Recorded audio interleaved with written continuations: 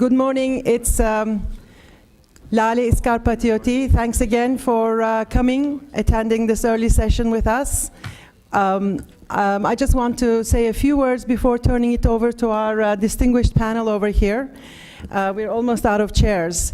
I just wanted to tell you a little bit about myself and my role here. I have spent over 30 years in the corporate business world as a consultant and manager, and have also been involved with ATAA since about 1996 in a variety of roles, as a regional vice president, as a chair of a committee, as a member of different committees, and most recently, last year, I served as the executive director for ATAA. And I saw firsthand what a tough job it is for this organization to fulfill its mission. Frankly, reaching out to the community, informing the community, uniting the community, finding the voice of the community, the united voice of the community, and then raising that voice is a big challenge. Having organized about 12 seminars around the country on behalf of ATAA, I also am fully aware of all the local challenges. And many of you here are either leaders or activists in your community, which is the reason why you're all attending this conference today. So we all really need to work together and really make a big effort to get our voice heard. The primary reason we have this session here is so that not only are we learning about new things from our experts, but have some things that we can take away from this conference that we can actually implement. So each of these speakers on our panel will be giving you some ideas about things that we can do after we leave the conference, and hopefully that we can pass on to other people in our communities. We see you as messengers of our individual communities, and hopefully some of these messages, some of these ideas will carry forward. So our distinguished panel includes Günay Evinç, who is a former president of ATAA and a current trustee. He will give us a lay of the land in terms of the anti-Turkish resolutions in Congress. We will then have Burak Güvensoylar, who is a young legislative advisor for Congressman Randy Forbes, Virginia District 4. And he will give us a little bit of an inside picture as to how things are in Congress, how things work in a congressional office. We then have Tayfun Selen, who is running for New Jersey State Assembly. And he will talk a little bit about a Turkish-American politician's point of view. And Cavit Hüseyinov is the founder and co-founder and executive director of Pax Turkica. How many of you here are familiar with Pax Turkica? Quite a few. So he will tell you a little bit more about that. A very important source for raising our voice. Lincoln McCurdy, you all know, he's the president of TCA, and he will talk to you about the PACs. And finally, Demir Karsan, who is the president of the Turkish PAC in Texas. He will give you some more concrete information about how that PAC is working. So thank you very much again, and we'll start with Günay Evinç. Good morning. Günaydın. Good. You know, when I was born here, grew up here. When I was a kid, my parents used to say, what will save the day is Turkish baklava and folk dancing. And many Turkish Americans believed this, and they didn't want to be very political. But over the past decade, I should say, since 2000 and particularly 2005, the Turkish American community has developed a four-dimensional public advocacy network. I say four-dimensional because it includes not only what my parents talked about, which was culture and cultural exchange and diversity and things like Turkish festivals, but also now active lobbying by ATAA, FTAA, TACC, all the national organizations and their local chapters, as permitted by the law for 501c3s, which are tax-deductible charitable organizations. Secondly, providing funds to the campaigns through the Turkish American PACs. My experience has been that as soon as Turks started to put their money where their mouths are and kind of give up what I would call laptop patriotism, which was Yahoo groups saving Turkey, we started to actually gain the respect of members of Congress and the Senate. So when we go into their offices, they're actually listening to our case, to our narrative. And fourthly, when none of these rights work under lobbying or under PACs, contributions, or under our festivals, or if any of our constitutional rights get infringed upon, now we sue in the courts to protect our rights. And we've been successful in that arena as well. So, if I look at the 113th Congress, which started in January 2013, ended December 2014, we had 8 anti-Turkey resolutions and 1 anti-Turkey bill. I would like to interpret those as anti-Turkish because the principles that are applied in those resolutions are not universally applied to all countries. 2 of those resolutions were regarding the Armenian issue. 2 of them were related to Cyprus. One of them was related to the patriarch, or calling the patriarch ecumenical, which would kind of give the Eastern Orthodox Greek Church a Vatican-type status. And another one was related to the Halki Seminary, and one was related to freedom of speech, and one was related to internet freedom. The bill, which is something enforceable as opposed to resolutions, was called the Christian Accountability Act in Turkey. When I looked at the number of anti-Turkish resolutions, and the only countries I can compare it to were enemies of the United States or adversaries of the United States. We have like 14 related to Iran, for example. So I thought, what's the problem here? You know, we have a NATO ally, we have a productive Turkish-American community, well integrated, and I recalled an experience I had as a young lawyer, actually a law clerk in a San Francisco firm, defending, actually representing people who had been wrongfully terminated from big companies. And we looked for patterns of racism. And I started to see what I would call a pattern of racism in the 9 anti-Turkish resolutions and the bill. And that was, 1, the tone is derogatory. 2, the facts are inaccurate. 3, the frequency in which they occur. And 4, the numbers in which they occur. So at the Assembly of Turkish American Associations within the Board of Directors, we said, you know, we see a pattern here. This we can call a racist regime of anti-Turkish resolutions.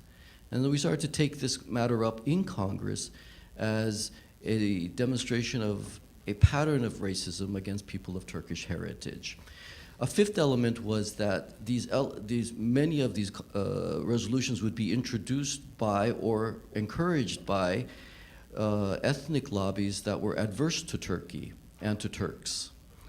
And I don't need to hide anything. I mean, the Armenian lobby and the Greek lobbies were very important in mobilizing these resolutions and this bill. When it came to the bill, well, hi, Bill. Hey, there's William out there.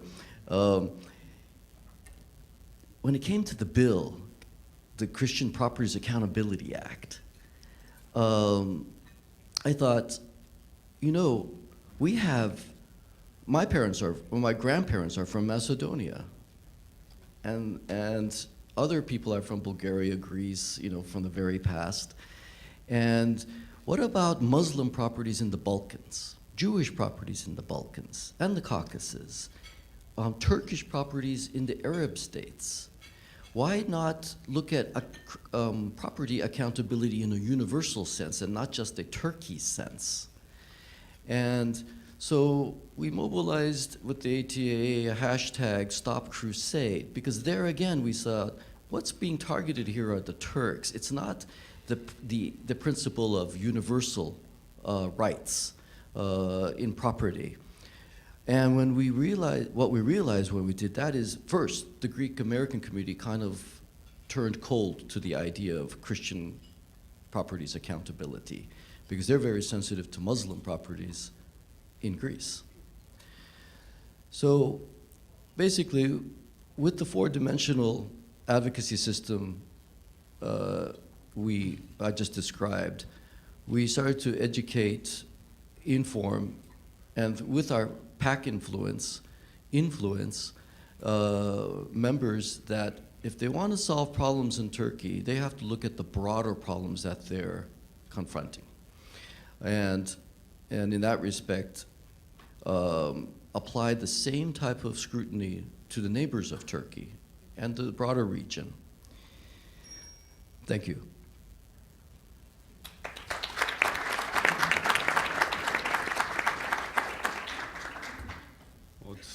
Well, first of all, I would like to thank everyone.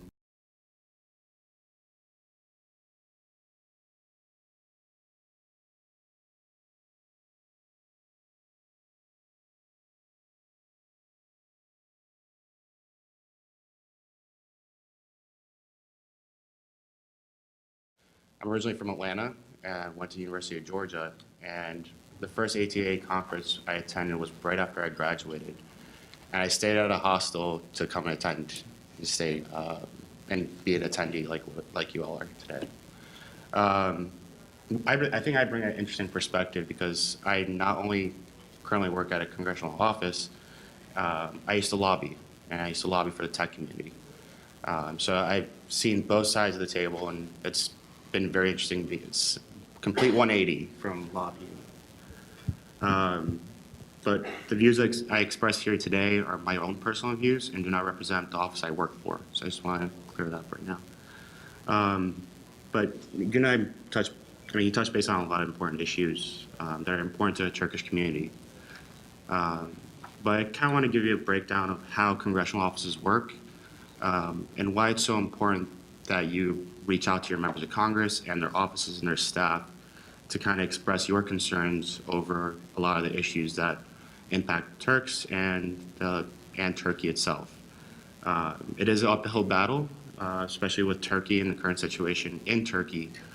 As you all know, I mean, there's been a lot of issues with freedom of speech and how the government is run. But I think the primary difference is a culture thing with the Turkish community is that Turks are really used to having a parliamentary system, where in the U.S. it's more public in terms of it's a representative democracy. And I'm not trying to differentiate the two, but just how the political system works with Parliament and Congress are very different. How members of Congress are elected to their positions. They're not necessarily picked by party leaders. We have the primary system here in the U.S., and anyone could really challenge another person for a seat. And I think that's what makes it so unique, is that you have to listen to your constituents. You have to hear from stakeholders in different districts across your country. And if you don't, you will be subject and you'll be held accountable. And that is why it's very important to reach out to your members of Congress. And there are many different ways, whether it's in a district, inviting members of Congress to conferences, grassroots events, or festivals in the district. That shows them exposure and really gets them to engage with the Turkish community and really show them the best parts of the Turks. And the food is definitely a big part of that. And when you go to congressional offices, it's really about breaking down the facts and really explaining to them with numbers and whether articles you have, but don't do an overload of information. You want to simplify it as much as possible, mainly because they have so much going on. I mean, a portfolio for a congressional staffer could vary from 3 issues to 12 to 15, especially in the House compared to the Senate. And really show them how important the Turkish community is, whether it's the restaurants, the small businesses, the students. They all are a huge value to the community. And it's important for diversity too, and really showing that Turks are relevant, and really showing that they do have a voice and have concerns, and they must be heard. And I think one of the biggest challenges for Turkey now is the current climate in Turkey, and with the European Union. And the NATO argument's been used for years and years, and there's no doubt that Turkey is an ally to the U.S. But I think a lot of people are hearing from Turks themselves here in the U.S. Who express their concerns to Congress as well, about what's going on in Turkey. And that's also an avenue to get your voices heard, about some of the concerns about what's going on in Turkey, and access to information and censorship. And I think it's a very important vehicle to actually get your voices heard, whether it's here in D.C. or in Turkey. At the end of the day, you have members of Congress that are speaking to Turkish officials as well. And the Armenian issue is a very big issue. Obviously, we all know this. And it's going to be a very tough year. I mean, the ambassador said it himself. And Gunay, you really highlighted the important parts. But if you want to combat that in any way, you have to contact your members of Congress and their staff to express your concerns. And when we present something to a member of Congress in terms of how they should weigh a position, I mean, we're going to consider who's contacted the office.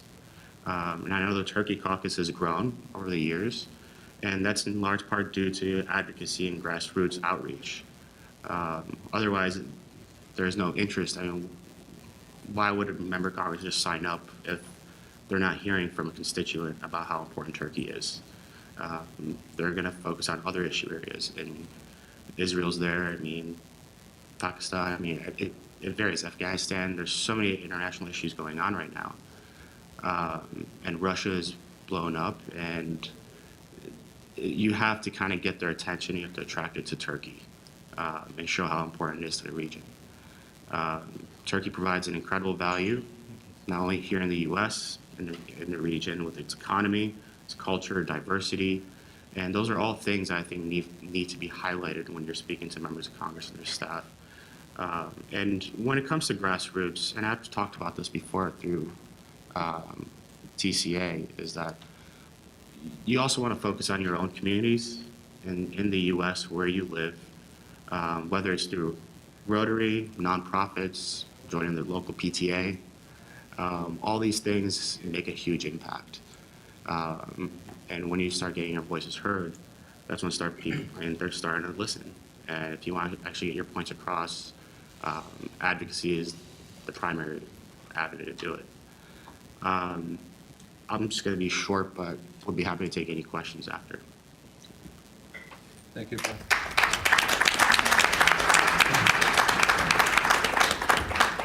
Good morning, everyone. My name is Typhoon Selen, and I hope you see one of these on your tables, back and forth. So, by the way, my wife hates the picture in the front, so I don't know why. She does. So, I want to thank the organizers of this event, the panelists, the moderator, and I also want to thank the past presidents of this organization. The recent past presidents that I know in person, Ergün Kırılıkovalı, I want to thank him. I want to thank Mehmet Çelebi, and I want to thank Günay here, and I want to thank the current president, Mehmet Toy, who was born in the same province in Turkey. He's from Malatya. I'm from Malatya too. So I was born in Istanbul, never been in Malatya, but I always say I'm from Malatya. I don't know why. So Kenan Çağlar, who's the president-elect, I don't know if he was here somewhere. Okay, Kenan, I want to thank him.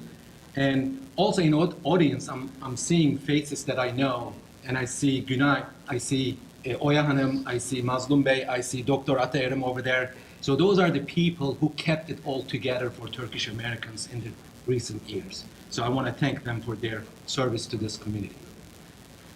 So let's take a moment and also recognize the woman in this room. Just a few days ago, we had the International Women's Day. And I think it's worth to recognize all women in this room for what they do and what they deserve.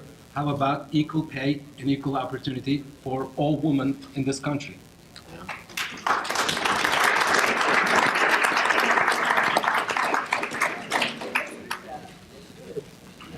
And I want to introduce myself. My name is Tayfun Selen. I'm an architect and CPA, and I work for Lincoln Educational Services in New Jersey. That's a company who owns technical schools. I'm the head of real estate and procurement for the company. My wife is a small business owner in New Jersey. She owns and operates children's clothing store in Livingston, New Jersey. We have a daughter, 14 years old. She is a freshman in Chatham High School public school system, part of it. We love Turkey. We love our town. We love our county. We love our state, and we love America. So I was asked to talk about the issues related to Turkish American community in New Jersey, maybe in America in general. So I want to say this. Really, the issues of New Jersey in general are the issues of Turkish Americans. I don't want to isolate Turkish Americans because Turkish Americans don't have a separate set of issues in New Jersey and in America too. So New Jersey's issues are our issues altogether. So we have a lot to fix in New Jersey. We have education funding, education reforms, we have spending issue, controlling spending, income taxes, environmental issues, all kinds of issues in New Jersey. Now, I'm going to give you a specific example so you can conclude by yourself. So what the relation, what the correlation could be for Turkish Americans in New Jersey, New Jerseyans, and Americans, and Turks. And I'll tell you this. In New York and New Jersey, I was told that we own, as Turkish Americans, 300 gas stations. Believe it or not, 300 gas stations in New York and New Jersey. Let's say 150 in New Jersey, 150 in New York, right? Several years ago, Exxon wanted to sell all of its gas stations as lump sum, as a bulk to another company. That's fine so far, without giving the right for first refusal to the current owners. Obviously, 150 of them were Turkish Americans, right? So Exxon wanted to sell it to someone, just one, sale, easy, boom. What Turkish Americans did, this is before me, this is several years ago, this is 7, 8 years ago. They lobbied, they hired a lobbyist, they lobbied in the state assembly, and state assembly forced Exxon to give first refusal rights to every gas station owner. So what that meant for many gas station owners, and they had an opportunity to keep their businesses. So think about it, 150 gas stations I'm talking about. Let's say one owner or two partners, 3, 4 workers, 6, 7, 8 employees, some of them more. 7 employees means, let's say, 3 members of the family, 21 times 150, let's say 3,000 people. 3,000 Turkish Americans were impacted by what state assembly did for them. So I want to be part of that organization. So next time, we can do a lot easier for Turkish Americans. They don't have to hire lobbyists. So they spent a lot of money for this cause. I'll make a big discount for Turkish. So, yeah. So that's one thing. And one other thing I was gonna mention is in education. You know, we have been talking in our house about this park test. I don't know if you're familiar. It's a New Jersey thing, and you know, all the students have to take this test. Not for students, really. It's for to evaluate school districts and the teachers. So it was a big discussion. Again, state assembly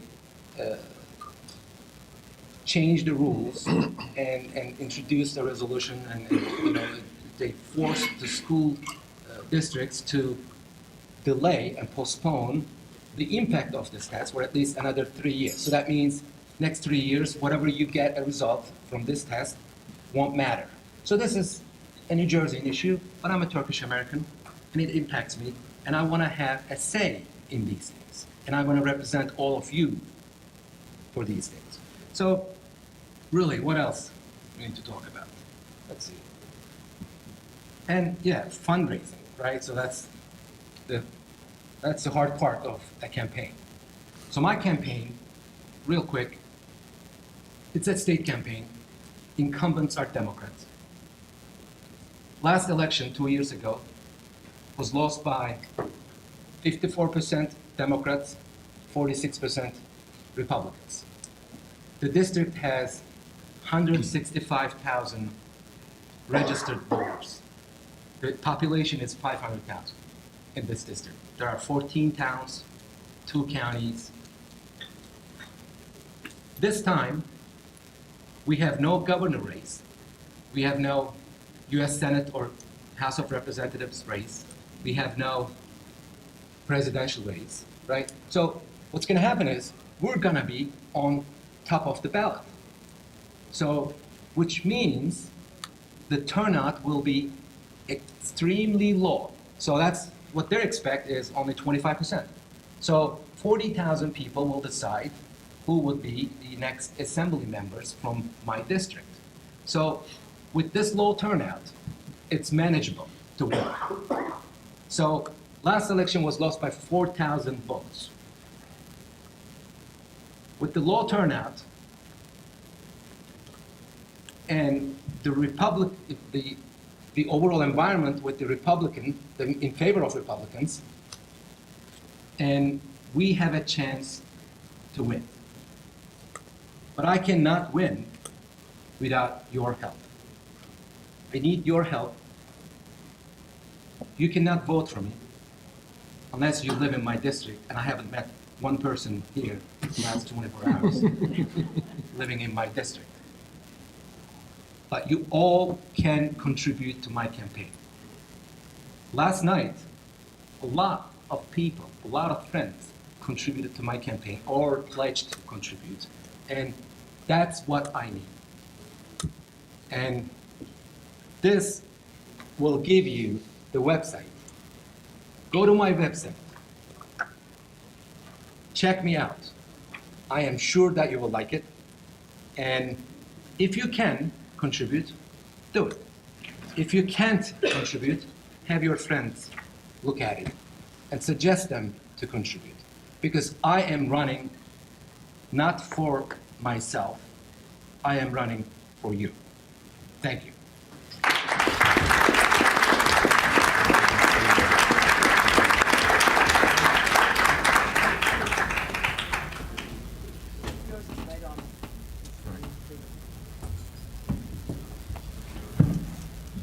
It's not over there, though.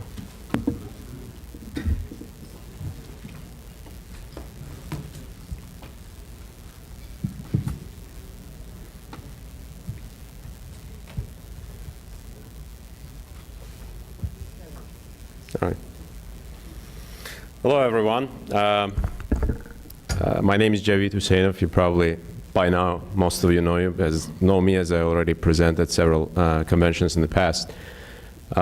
First of all, I would like to express my gratitude to the Assembly of Turkish American Associations for organizing today's and the conference over the past few days. Personally to Dr. Mehmet Toy, President of ATA, to Lale Hanım, who has been extremely helpful, Günay and Oya Hanım. She has always been at the forefront of Turkish-American issues and community organizing. I'm going to talk about the Pax Turkica, but not really about the system and the purpose itself, but about what needs to be done by Turkish-American community and the wider Turkic-American community at a difficult year. What is a very difficult year for all of us, which is the year 2015. So first I'll go through the background of what we exactly do. We're engaged in advocacy, and there are different ways of advocating interests of a particular group. So first of all, what is advocacy? It's a process of influencing public policy and resource allocation decisions within political, economic, and social institutions. And that can be done by foreign nations, that is often by foreign lobbying regulated by the Foreign Agents Registration Act. It can be done by constituents, voters, community grassroots advocacy, which is what we do, and by business interests, which are special interest advocacy groups. Our focus of interest is the US policy towards Turkey, Azerbaijan, Kazakhstan, Kyrgyzstan, Turkmenistan, Uzbekistan, and the Turkic minorities in Russia, China, Iran, and Eastern Europe. Our focus of campaigns is anti-defamation and conflict resolution, regional energy security and trade, and democracy, promotion of democracy and free markets. So, what is the community advocacy landscape? There are different groups that get involved in advocacy in different ways. And from my perspective, they are divided into three major areas, which is grassroots mobilizing.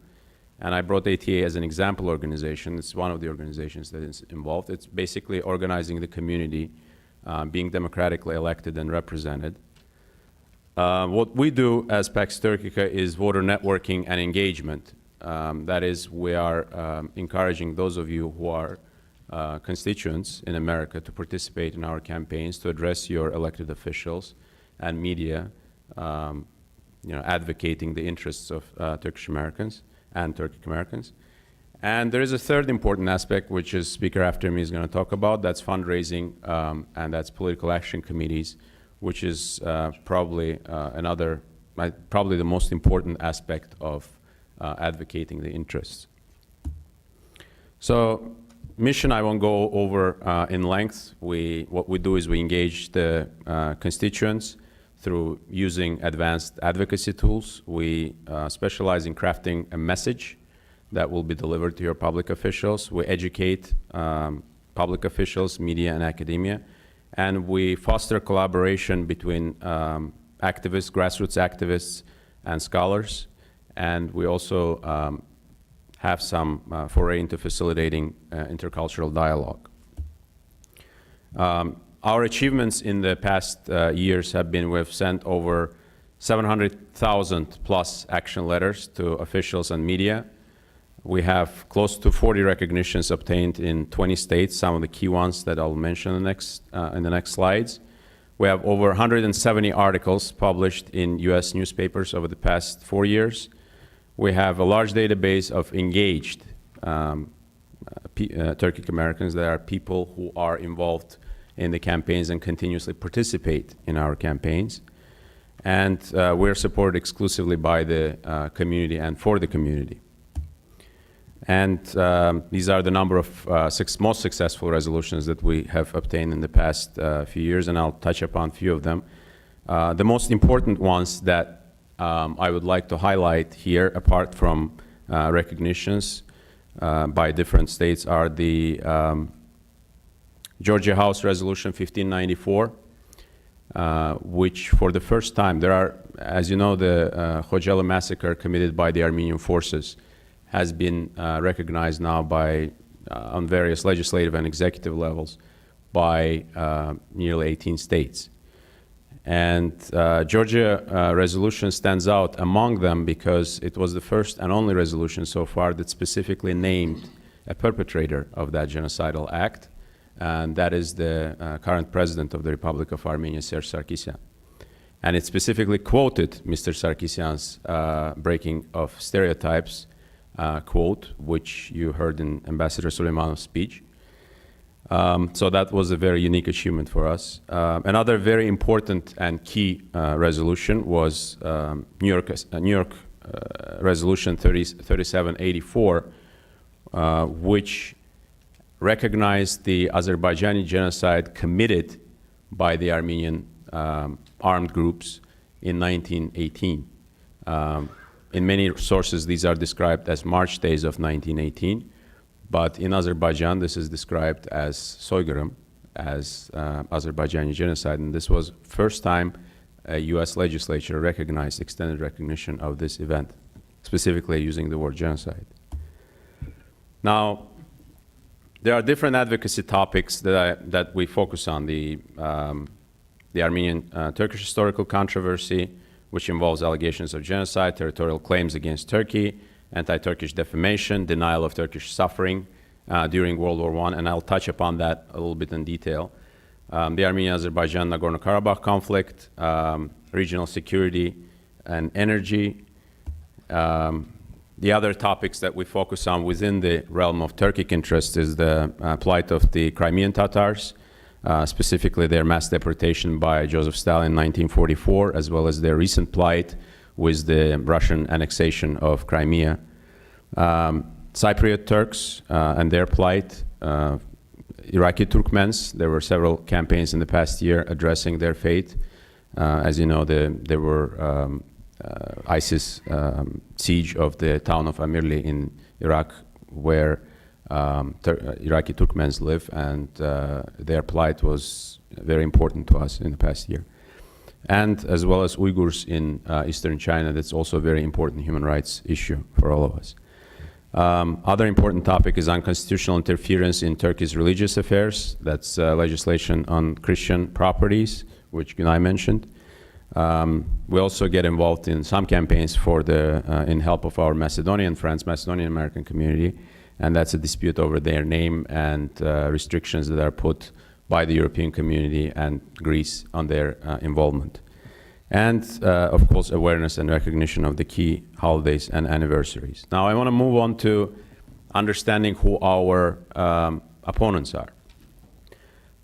Today, the main groups that are involved in anti-Turkish and anti-Azerbaijani and anti-Turkic propaganda on American soil are the Armenian National Committee of America, which is a leading one, Armenian Assembly of America, which is a second leading group on these issues, Armenian Youth Federation, United Armenian Youth, which is another subset of the Armenian Revolutionary Federation, which is a political party in the Republic of Armenia.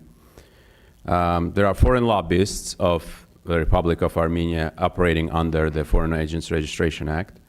There is American Hellenic Institute, which recently resurfaced in California, counteracting against the monument to Mustafa Kemal Atatürk. And there is a Cypriot Action Network of America, and there are a lot of misinformed or deliberately biased legislators, some of which I'll mention in the next slides. We have been recognized by ANCA, and we're very proud of that, actually, in the fact that right after the passage of California AB 659, ANCA sent a fundraising message to its constituents, specifically mentioning Pax Turkica, and claiming that it's one of the many Turkish lobby groups working against them. So what's currently on the agenda targeting Turkey? I know that there has been, Günay already mentioned, there are congressional resolutions against Turkey. What I want to focus is the state resolutions. There are actually probably a dozen state resolutions targeting Turkey ahead of April 2015, which are left out of focus. And the reason why they should not be left out of focus is because apart from the fact that they claim to recognize the quote-unquote Armenian genocide, they also promote education bills that will include Armenian genocide education in our public schools. in US public schools. Now, recognition of genocides at the legal level by courts and so forth through the court system is an important fact, of course.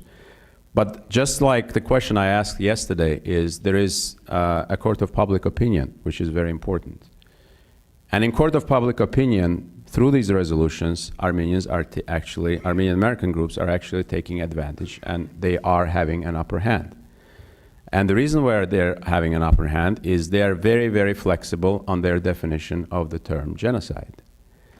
While we are being stuck on trying to emphasize the legal aspect of it, majority of the public really listens to the more public definition of the word genocide, which doesn't involve the legal definition. It involves basic understanding of suffering, of relocation, of displacement, of moving a large group of people from one location to another, of them losing a domicile, their homes, and so forth. That, from the perspective, that's how they present it. So that's how their definition of genocide is.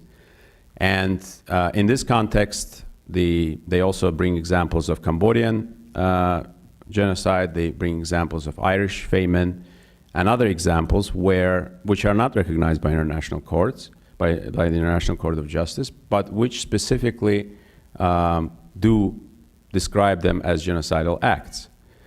So we have to think about these, and moving beyond, I will go back to this slide, but moving beyond April 24th of 2015, we really have to think about those aspects.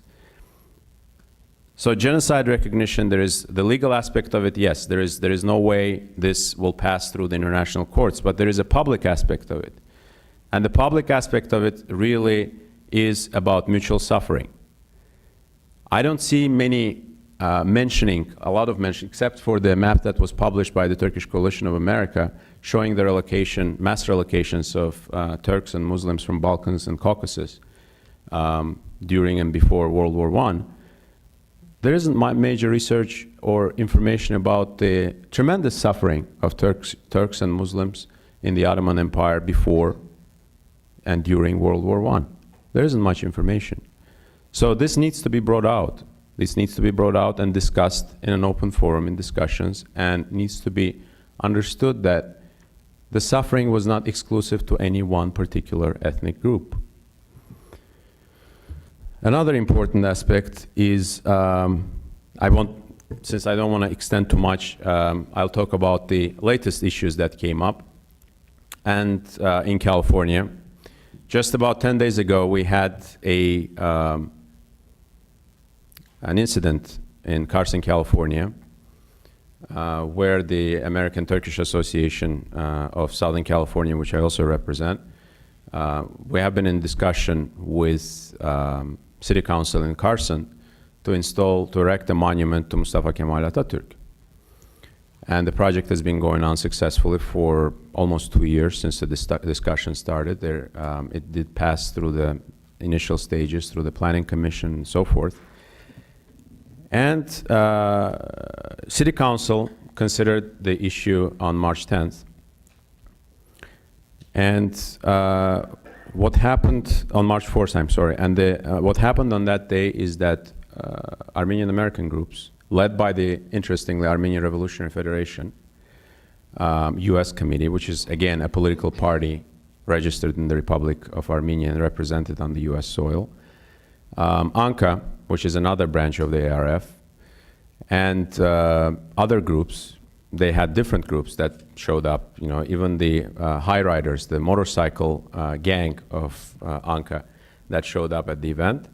And they organized a mass protest, which obviously turned the city officials away from approving this issue. But what's interesting coming out of that is that, first of all, aside from the fact that the mayors of Glendale and Montebello, both of whom are Armenians, showed up to present against, and actually mayor of Montebello was specifically the one who compared Atatürk to Adolf Hitler. This is a new development where they are trying to link Atatürk specifically to the events of 1915, and in this way connect the modern identity of the Turkish Republic to the quote-unquote genocide issue. And that's important because we need to be able to obstruct it in a way, to stand in a way, because it's actually affecting the modern identity. And we need to separate these two issues in a way that it will not affect future development. The other issue that we're having is recent Starbucks surrender to racial bullying when the Armenian National Committee, ANCA, led a social networking campaign that was targeting a poster that was displayed inside the Los Angeles Starbucks store. And that poster specifically depicts, as you can see on the picture, ladies, Turkish women, dancing at a festival in Turkey.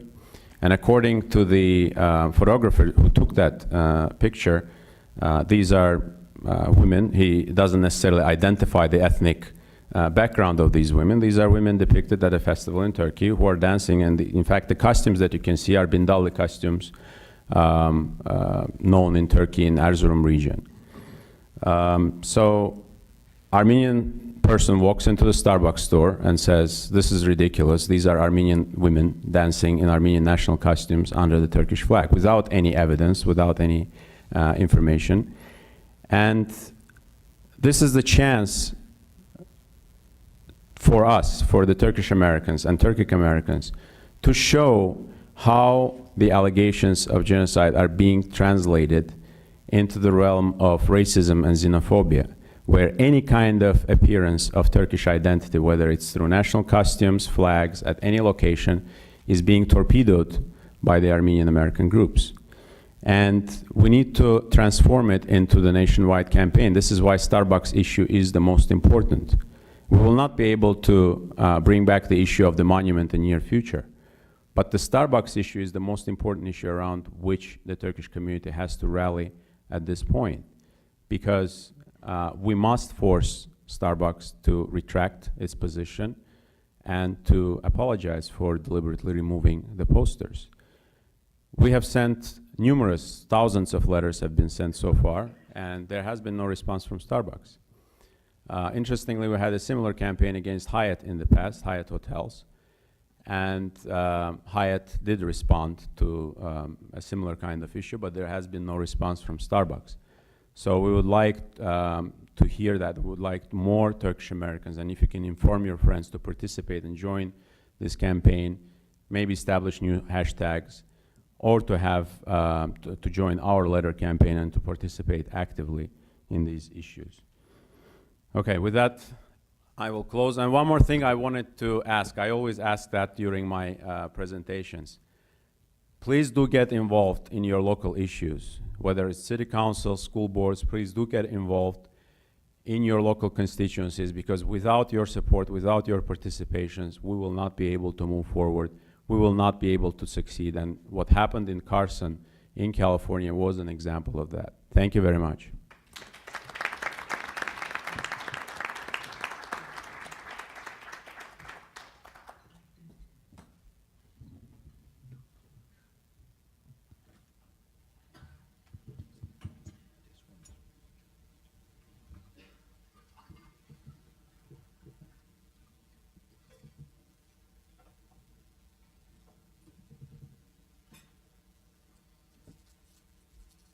Lincoln McCurdy is the next speaker. Oh, thank you, Lale. Good morning, good night, and congratulations to the leadership of the Assembly for another great conference. And TCA is very proud to be part of it. Let me start out to describing myself. I'm wearing two hats, and my description is actually going to be relevant to you all as well. Okay, I'm president of the Turkish Coalition of America, which is a 501c3, such as the Assembly and such as many of the local Turkish American associations across the country.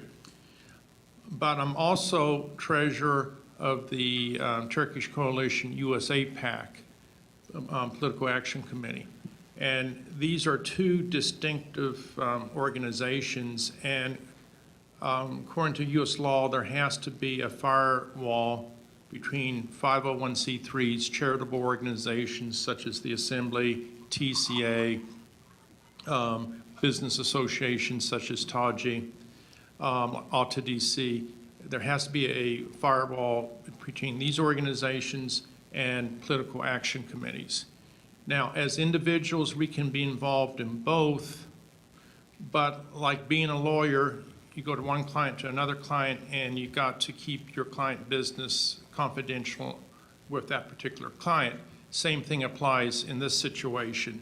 So you can be very active in the Assembly, as I'm very active with Turkish Coalition of America, and at the same time, I can be very active in political activism. I just cannot use TCA resources to fund activities for the political action committees. And you, as members of the Assembly of Turkish American Associations, cannot use ATA resources to fund political action committees. But again, as individuals, you're allowed to partake in both of them. And we need to be involved in both of them because as you heard from our other speakers, the challenges are out there. We have to take a macro approach on hitting every area.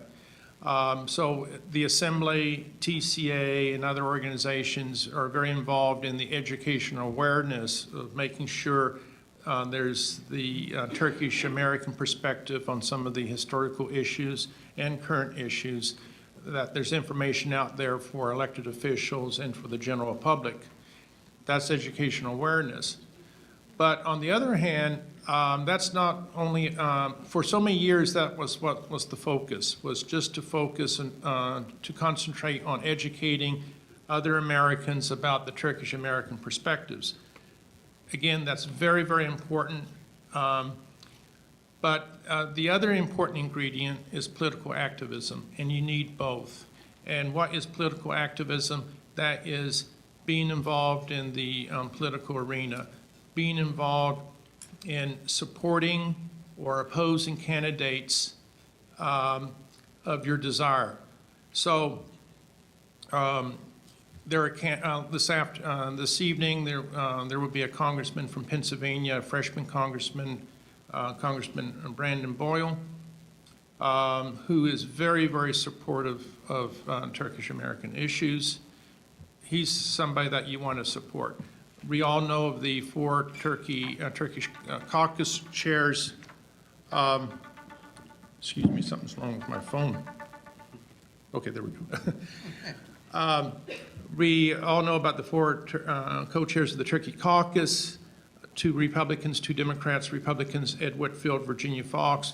Democrats, Jerry Conley and Steve Cohen. They need to be supported. Then we have a very dear friend from New Jersey, Frank Pallone, who loves Turks. He needs to be opposed.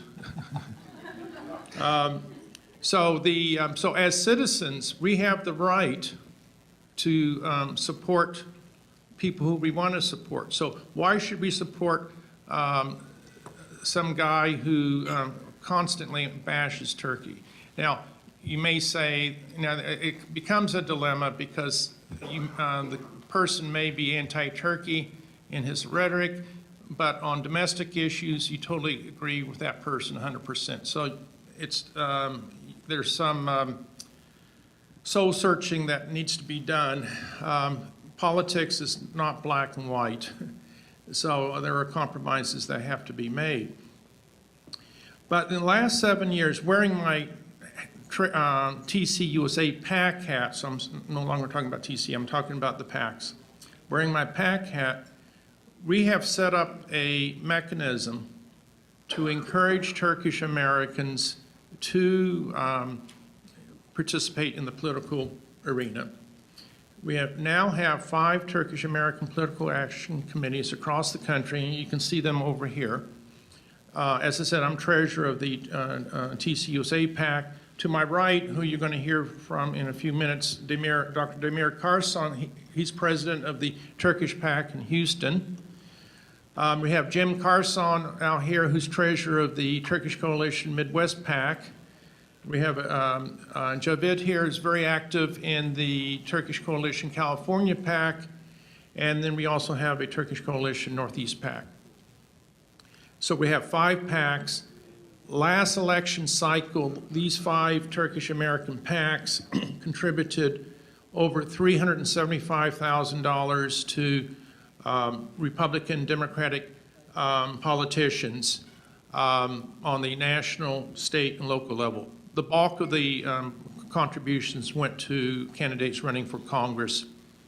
The success rate of the 5 Turkish PACs in Congress was 93%, 95% for members of Congress. Overall, it was 83%. Some of the senatorial candidates that the PACs supported didn't win, as well as some of the local candidates didn't win. But the PACs are a mechanism to get to know elected officials in an informal way, in a more intimate way, in a social way. Again, switching hats, as president of TCA, with my colleagues from the Assembly, we may want to make official calls to members of Congress or to governors or to mayors to present the Turkish American perspective on issues. But as you all know, trying to set up a meeting with elected officials takes time. They only give you a few minutes, and you have to be very formal, and you really don't get to know each other. Now, switching to my PAC hat, if I really want to get to know a politician, I'll go to his or her fundraiser. And there, it's a social gathering. The fact that you're going there and helping the candidate to raise money immediately sets up a positive atmosphere. And so you break the ice and you have dialogue. And so the PACs are a vehicle of helping us to establish personal links with the elected officials. Dialogue is so important. And as Javid was talking about Starbucks, that campaign, what better way when you're at a fundraiser saying, did you hear what Starbucks has done? And a lot of times this has a greater impact on the personal level than if you just only send an official letter complaining about it.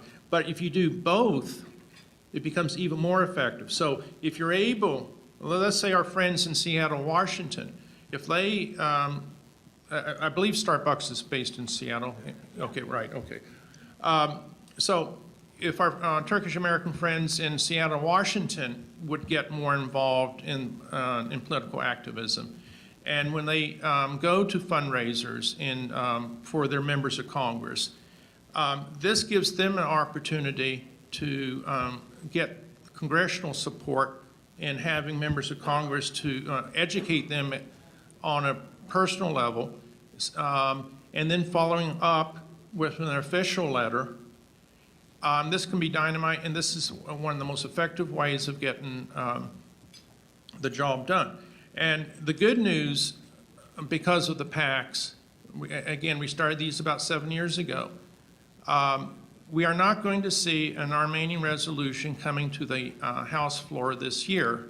It's because we finally have the mechanism to get to the members of Congress. Now, things can change. We've got to monitor the situation constantly. We can't take anything for granted. But at this moment, yes, an Armenian genocide resolution will be introduced. There'll be a lot of noise about it. But we're in a very strong position because of the PACs getting to know members of Congress through the last 8 years, educating them that this is not a black and white issue, that there is a Turkish perspective. And as was mentioned before, that Turks suffered, no one talks about the suffering of Turkish Muslims during the Balkan Wars. No one talks about ethnic cleansing that started from the 1770s, from Crimea, the northern part of the Balkans, and the Caucasus. So when Turkish Americans are able to say, my grandfather was kicked out of Crete, or my parents were slaughtered in Crete. We used to live in what is now Armenia, but we were forced to leave. This registers. Politics is all personal, and unless you have that personal touch, you're going to lose the game. And it also helps, you have to create your own image. It's been too long of allowing other groups to create the image of Turkey, Turkish Americans, and the image of the Turk himself or herself. So we have empowerment. Don't expect other people to do it. We have to do it. So as you can see on the list, we have the 5 PACs, regional. Please support them. Let me give you a couple examples, then I think Demir can really talk about one PAC in particular, the Turkish PAC in Houston. And one of the things that the Turkish PAC last year led a campaign to raise money for Judge Jake Karahan, the highest elected Turkish American official in the country. He won re-election. The whole campaign made it known that there is a distinguished Turkish American running for office. And Judge Jake Karahan is one of the 5 Turkish Americans who have been elected to public office. We have never had a Turkish American elected to the state or national levels yet, but that day is coming. Now, this year, we heard from Tayfun, and Tayfun, I have been to Malatya, and the Turkish TCUSA PAC is going to be contributing $3,000, I believe, next week to your campaign. Another example is our friends in North Carolina. They have already gotten together to raise money, which they have sent to TCUSA PAC. We're sending them a check back to them, and they're going to be supporting a member of Congress by participating in a local fundraiser. And this is what I strongly encourage you all, is raise money, work with one of the PACs, and then have the PAC give the money, a check back to you, because what is important is if I give a check personally, McCurdy, okay, Scottish, Irish, English, whatever, if Javid gives a check, Hungarian, Russian, Americans are not that knowledgeable about world affairs. But if there's a check that says Turkish PAC or Turkish Coalition USA PAC, they know it comes from the Turkish American community and it registers. Plus, it's more effective is, let's say, rather than giving $100, get 10 Turkish Americans together giving $100, so you give a check of $1,000. And that registers very strongly. So we have come a long, long way. We have a running start today on the PACs. And now, so you have the summary, but I think you're going to get a really exciting story about the Turkish PAC. Thank you. Thank you, Lincoln. There you go. Demir Karsan.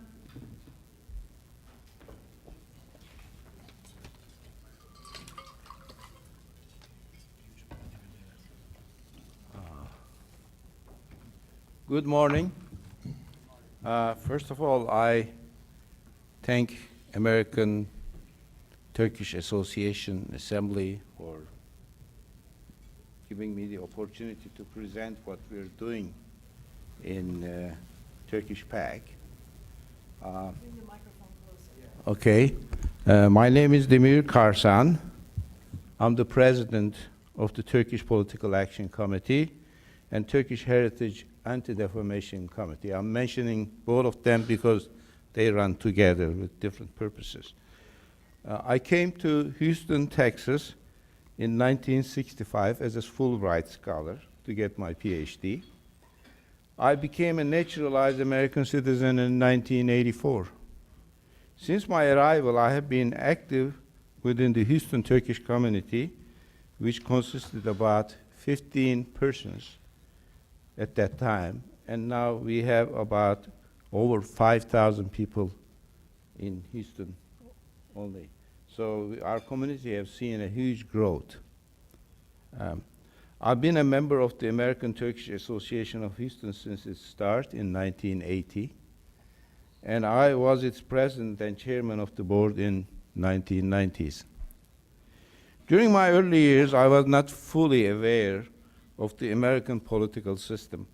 As I observed some ethnic heritage groups, such as the Armenians and Greeks, defaming Turkey and working against Turkish interests, and especially after the assassination of our diplomats by the Armenian terrorists, I and the Turkish community in America went through a big awakening.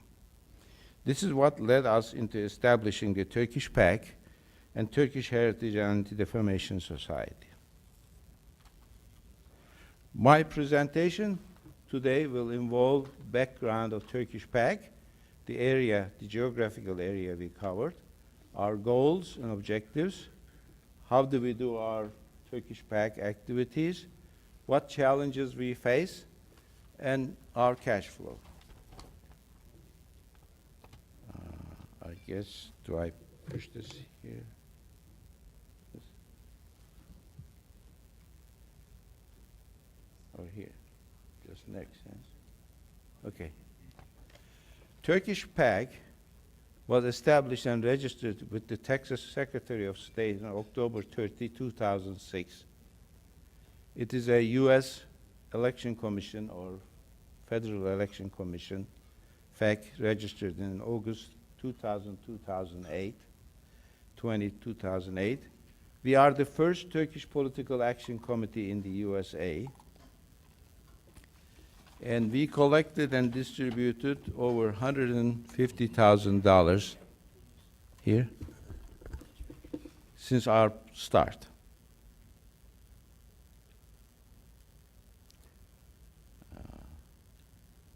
I'm not very good on this one, okay. Turkish PAC generally covers the south central states of Louisiana, Mississippi, Arkansas, Oklahoma, Texas, New Mexico, where about 40,000 Turkish Americans live. These states have a total of 50 congressional representatives, 22 of which are the members of the Turkish Congressional Caucus. Texas is our most active state, where about 50% of our representatives are members of the Turkish Congressional Caucus. Our goals are to strengthen the U.S.-Turkish relationship, defend Turkish heritage against defamation, promote commercial and investment opportunities between United States and Turkey. We are not involved with the internal U.S. and Turkish political issues, not related to the defense of the Turkish heritage. In other words, we are fully bipartisan. Our approach to political action is we identify, nominate, and support election of Turkish Americans and friends supporting our goals for city, state, and federal offices. We raise funds to support the election campaigns of our nominees. We organize activities, educational seminars, discussion panels, courses, prepare publications, posters, write articles, letters, editorials, etc. to explain, publicize, and advocate our goals.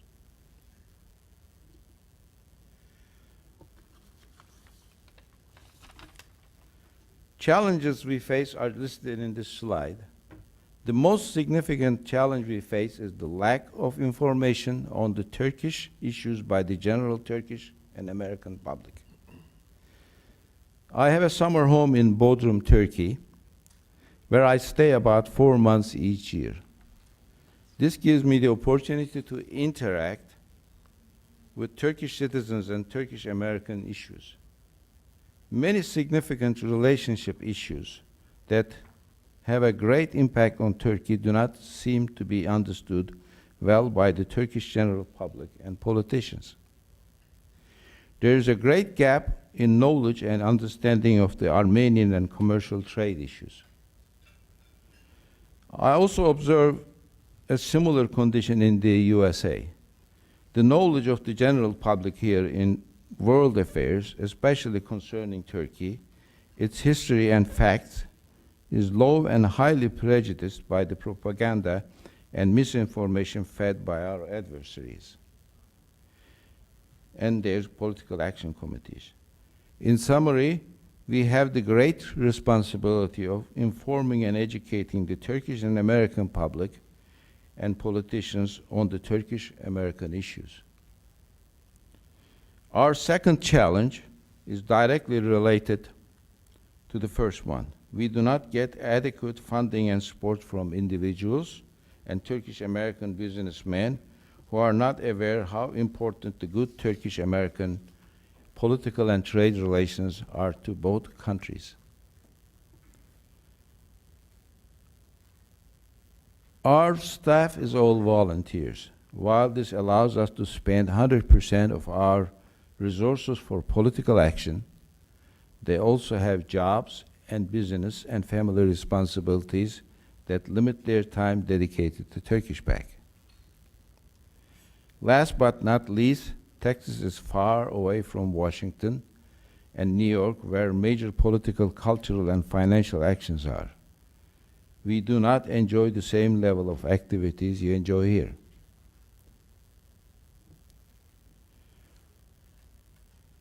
This slide provides a summary of the Turkish organizations that exist in Houston, Texas, their relations with Turkish Pact, and how we receive our cash flow.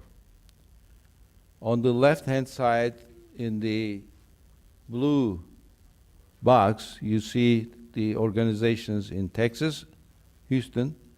We have the American Turkish Association Incorporated in Houston, and they are generally responsible for performing Turkish festivals, Turkish Republic Bowl, picnic, cultural, educational, and charitable events, and they have a major goal of establishing a Turkish center. We also have the Turkish American Association of Business. Both of these organizations are 501c3, and they are involved with Turkish American business development related political issues and advocacy. And then in the red and blue box, there's the Turkish Heritage Anti-Defamation Society. Its goals are similar to Turkish PAC, but it's a 501c3 organization, and it performs political advocacy and lobbying for Turkish American issues through cultural and social events. In other words, this organization doesn't involve in making contributions to elections, etc. On the light blue box, of course, is the Turkish PAC, Turkish Political Action Committee. It makes monetary and physical contributions to campaigns and politicians, and it reports its income and expenses to Federal Election Committee. Now, coming into funding, of course, Turkish PAC by US law is funded by Turkish Americans and friends who are citizens or resident of USA, up to $5,000 each. In other words, if you're not a citizen, you can't contribute to Turkish PAC, citizen or resident. Now, on the left-hand side, we got all these other organizations, Turkish non-government organizations, Turkish Americans and friends who make more than $5,000 contribution to Turkish PAC, Turkish American and friends who are not US citizens or residents, Turkish government, American NGOs, and Turkish American businesses. Within certain legal boundaries, these can contribute to ATA Houston, Turkish American Association for Business, and Turkish Heritage Anti-Defamation Society. I prepared this chart to show you who can contribute where. So there are organizations established for everybody who's interested in Turkish cause to contribute. Thank you.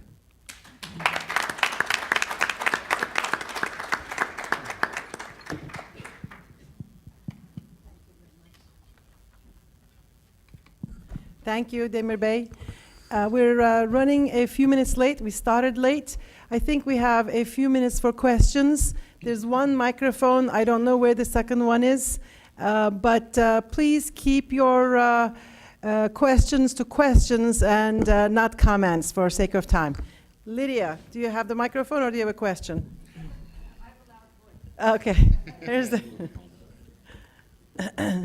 So I'm a professional lobbyist. Is it on? Okay. I'm a professional lobbyist, but for those in the audience, if they wanted to take all the information you gave today and do something starting Monday, what should they do? I know the answer. Should I answer it? What should they do starting Monday? Start donating. That's one. Okay. What you do start Monday is you find out who your member of Congress is. You go to house.gov. You put in your zip code. You find out who your member of Congress is. You get a group of constituents together. You ask for a meeting in the district, unless you're in D.C., visiting D.C. You ask for a meeting, you follow up, you develop a relationship with that member and with that staff. And a lot of Turkish Americans, they'll see them once, 10 years ago, and they say, oh, I know them. When's the last time you saw them? 10 years ago. Okay, and how long was that? 10 minutes? And they think that the member remembers them, but things don't happen in a vacuum. So they set up a meeting, they go with a group of people, they find out what their when their fundraiser is, and then they follow up, go to meeting, and develop a relationship and keep that relationship. Okay. Thank you, Lydia. Any other questions? Right there. I understand there are over 150 Starbucks stores in Turkey. Why don't the Turkish people boycott them? Good suggestion. Let's take another. That's a good question, actually. That's why this campaign needs to be turned not only nationwide but worldwide, and especially because Turkey Turkish culture has introduced coffee drinking to the world, and that's what needs to be emphasized. That the people, the culture that introduced coffee to the world, is actually standing against the coffee chain for defamation reasons. One more thing I wanted to address in light of what Lydia said, though. I just want to find out, that was the question I was going to ask. How many of you in this audience, I assume majority are Turkish Americans, actually are going to your local constituencies to meet, to your city council meetings, school boards, and so forth? How many in this audience? That's a good number. That's a very sad number, actually. It's better than what I expected. And I want to emphasize that the reason why you're losing this war on the public front and the political front and local constituencies and states is exactly because of that. Because the Turkish Americans that live in this country, they mentally live in Turkey, physically are present in the United States. So true. Okay? So true. That is the biggest problem. That is the biggest problem, that you, most of you, I'm sorry, those who don't raise their hands, you're not interested what your child is studying in your school. You're not interested, in California, you're not interested if your child tomorrow opens the book and reads about the Armenian genocide committed by Turks. You shouldn't be surprised, because that's exactly what the education bills do. And that's exactly why Turkish Americans need to get involved in their local constituencies. Not in politics of Turkey, but in the politics of the United States. And all politics in the United States are local. So you need to get involved in your local constituency. Go to your city council meetings. We in California are going to organize field trips to city councils just for people to go and have an experience of how it is like. How are the public decisions made? That is what's important. That is what will change this community to be successful. I would actually like to add to that. Can I? Oh, no, go ahead. I will add one more thing. If you are a successful businessman, very busy, don't have time, if you are living in Turkey or if you are a government official or something like that, contribute to our cause. We have great need of financial support.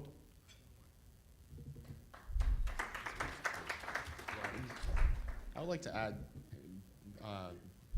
when you do contact your congressional office, I could almost guarantee that you will hear back from them. Whether it's a letter or a phone call, you will hear back. Working in a congressional office, we do listen to constituencies, and as long as you make your voices heard, they will listen. So. We can take a few more questions. Can you get the mic over to Gizem? Thank you. Good morning, everyone. My name is Gizem White. I'm the president of ATA DC and VP Capital Region for ATA. First, I would like to thank our panelists. Because of their strong leadership, the community is stronger every day, so I would like to thank their tireless efforts over the years. And it was great to hear their valuable insights, but I think there was one thing missing, which I think is really crucial, and that is public relations, managing the public perception. And I feel like we should definitely invest this area more. One example is, I think, the Carson Atatürk Monument.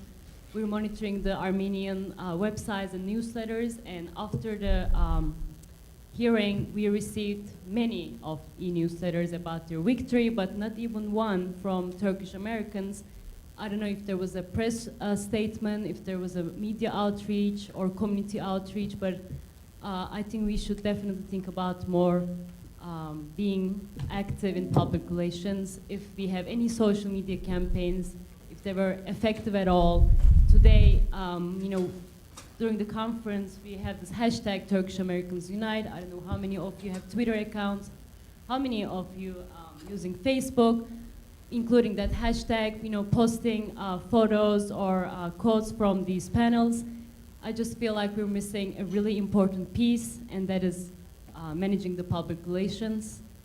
So I would like to hear their insight, because when we efforts, for example, George Clooney, Matt Damon, Brad Pitt, they're becoming spokespeople for their campaign, and I don't know if there's anyone out there who will endorse our story, our history, our people.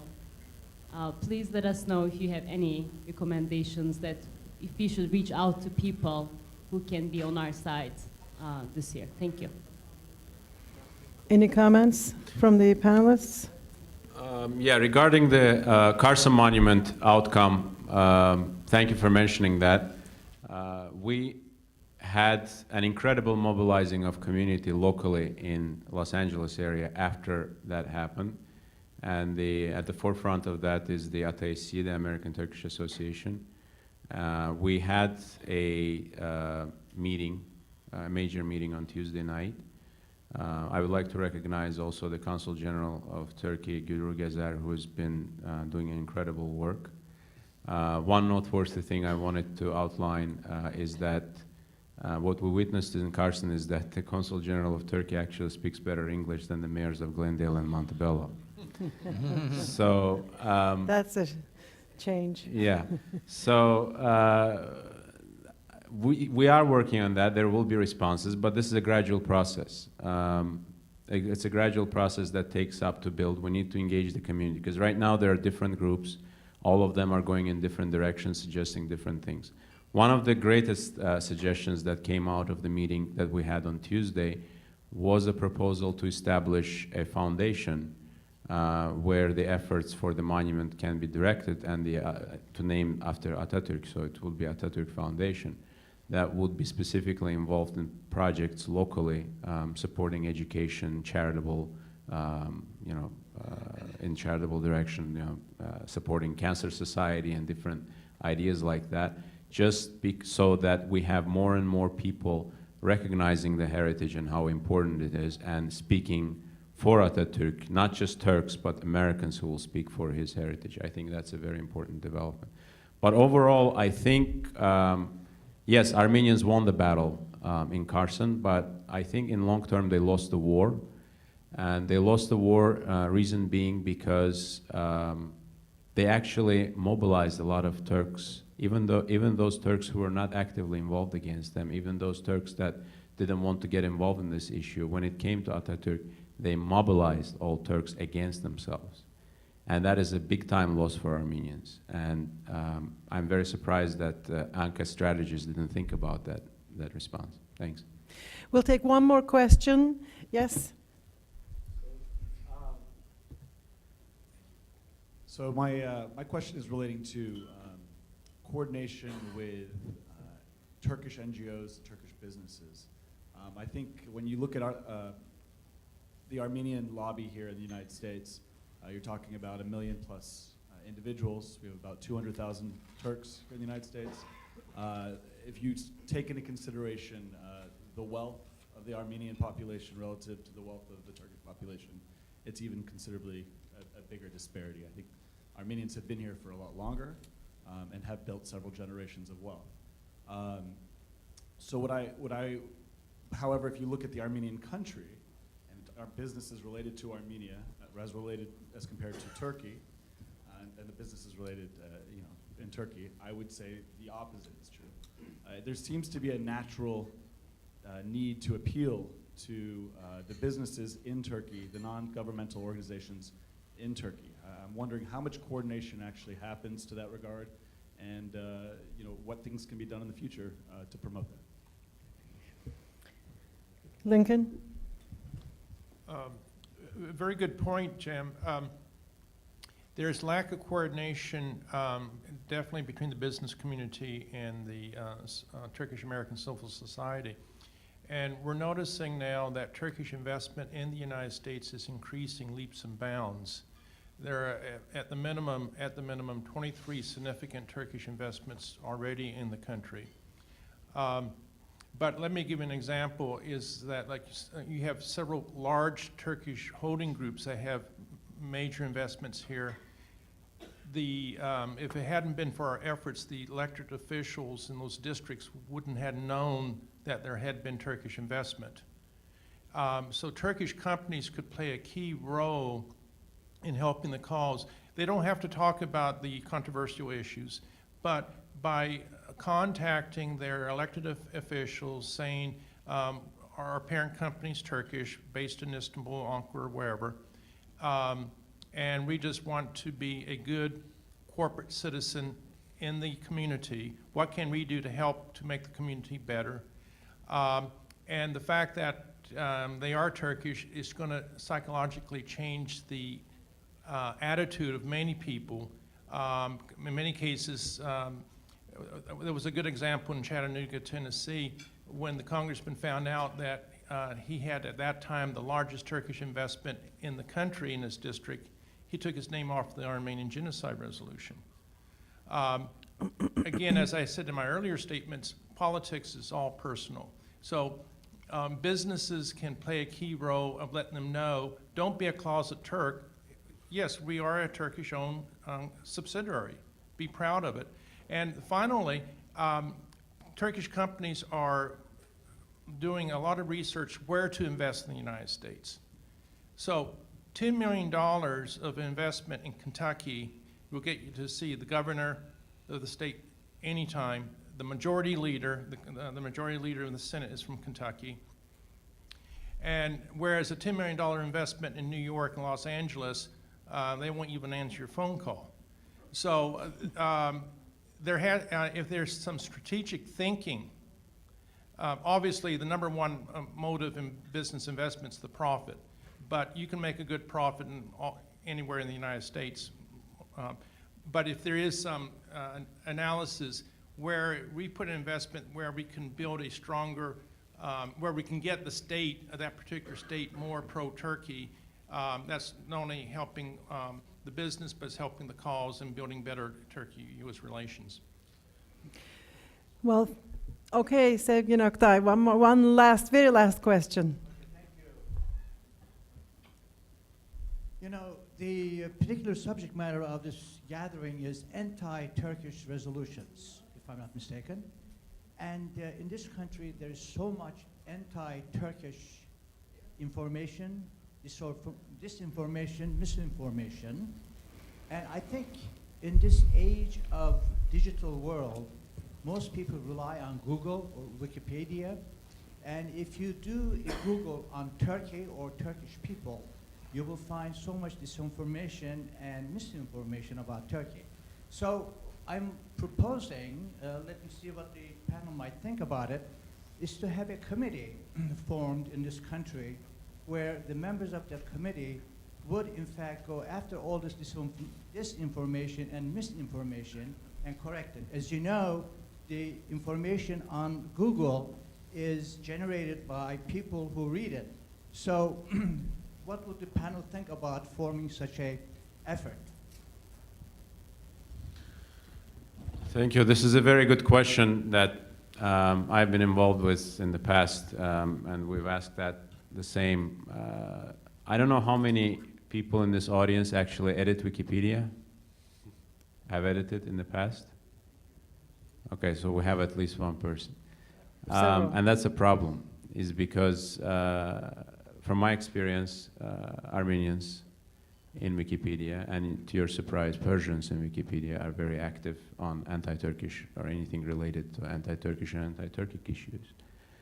And unfortunately, there is active, quite a few number of Azerbaijanis who are actively involved in these issues, specifically because they're, we feel the fresh pain of the conflict, but there aren't that many Turks.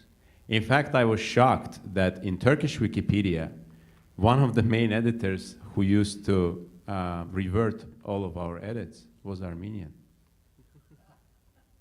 And the Turkish administrators used to support this administrator changing entire Turkish history in Turkish language back to whatever versions they want. And there are no Turks to stand against that. And that is a problem. That is a problem that needs to be tackled both in Turkey and in the United States by Turkish Americans, interested Turkish Americans. So if there is anyone interested, yes, that's certainly an issue that needs to be discussed, but people first need to get involved by simply starting to edit Wikipedia articles and changing all this historical information. Yes, it's a tedious process. Probably students will be better qualified to do that because they have more time. But that is something that needs to be done. And we're here ready to provide any kind of information or support for them to do so. There are very strict guidelines that you have to follow, but it's doable. Yes, it's quite involved. If I might follow up on it, could it be formalized?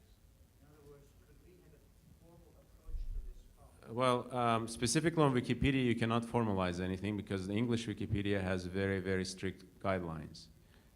You're not allowed to, what they call it, sock puppeting. So you're not allowed to collaborate with a group of people and start editing. It's actually a very bad precedent. But it doesn't mean that ATAA or the organizations cannot get involved specifically to train and educate young people to start learning how to edit Wikipedia. And I'm pretty sure that Wikimedia Foundation, which is behind the Wikipedia, would be very glad to work with Turkish organizations on that front. And even if it's something beyond the reach of ATA due to funding reasons, there could be other local organizations that could get involved in such projects, and that's certainly doable. Thank you. So we're going to close this panel. Let's give one last round of applause for our great panelists. Thank you. So I just want to wrap this thing up very quickly. First of all, I wish that I have enough time to thank all these individuals participating in this panel. They have contributed to us substantially. I thank you all. I just jotted a couple things. I want to close those things. Number one was the Starbucks issue. As you all know, we responded to Starbucks. We sent them a letter to CEO, and we will follow it up, and we will do whatever necessary. We will not let this go. I just want you guys to know. Number two is, I think I see Turkish PAC and also the TCA. They are certainly trying to collect money, donations, and things like that. I feel that there may be some coordination needs to be done between two of them. That's just my own opinion. If this makes sense, let's talk afterwards. The third one is the coordination of the NGOs. There is a lot needs to be done on that, and let's think about it, how we can move forward. But I'm taking those as an action item so that we can work on those. The fourth one is the, I think probably is most crucial one is how to get donations from the Turkish community. I don't think we have found an effective way to do this thing. I still don't know how, but maybe we are open to suggestions, send us an email, things like that to see how we can do this thing. But we got to somehow find a way to mobilize our people to get donations. Thank you. Thank you very much. So, by the way, I am for Typhoon Selen, and I would like to make sure that we really support him. And finally, something else came out which is very, very crucial, the editing the Wikipedia. It is very crucial thing, and we don't have the team to work on that. Again, I took that as an action item. We'll work on that to see how we make that happen. Thank you very much. So we'll have, I know we are up, but 5 minutes. Okay, Lale Hanım said 10 minutes. I will go with the 10 minutes break. Thank you.